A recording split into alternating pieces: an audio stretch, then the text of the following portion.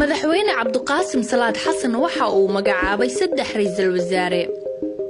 madaxweyne Cabdullaahi Yuusuf Axmed Allah uu naxariistay waxa uu magacaabay 2 ra'iisul wasaare. madaxweyne Sheekh Shariif Sheekh Axmed waxa uu magacaabay 3 ra'iisul wasaare.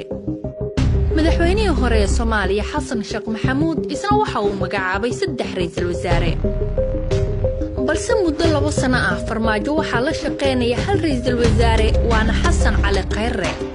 iska daa bedel xitaa wali isku ma aysan dhicin. ma isweydiisay waxa isku haya farmaajo iyo Khayre. xulashada farmaajo iyo Khayre waxa qayb ka ahaa aqoon hore oo uu u lahaa. si ka duwan madaxdii isaga ka horeysay looma keenin ra'iisul wasaaraha. tani waxa ay yareysay fursadaha isku dhaca labadooda. farmaajo waxa uu ra'iisul wasaare soo ahaa muddo 6 bil ah xilligii Sheekh Shariif Sheekh Axmed kadibna si aan la jeclaysan ayaa loo eriyay. xilligaas waxa uu soo bartay awoodda uu ra'iisul wasaare u baahan yahay si uu shaqada loo egmaday u qabto, taasoo dhalisay in Khayre uu u madax baneeyo hawlihiisa.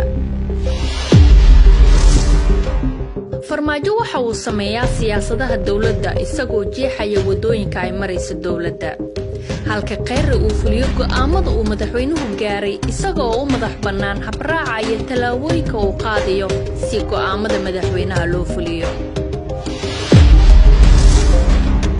siyaasiyiinta ugu miisaanka weynaa Soomaaliya sida madaxweynayaal, ra'iisul wasaareyaal hore, xildhibaano caan ah iyo maamul goboleedyada ayaa bilowgiiba ka soo horjeestay dawladda iyagoo aan siin wax fursad ah.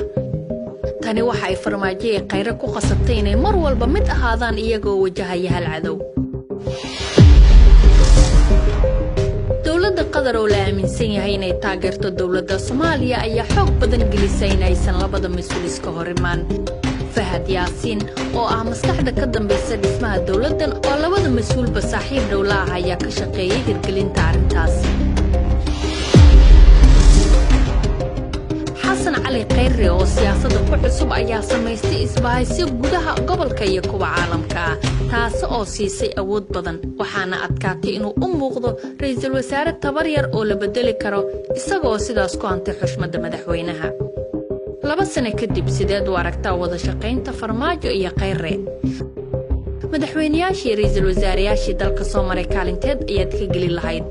fikirkaaga noogu reeb qaybta hoose hana hilmaami inaad muuqaalkan laag saarto lana wadaagto saaxiibadaada. mahadsanid.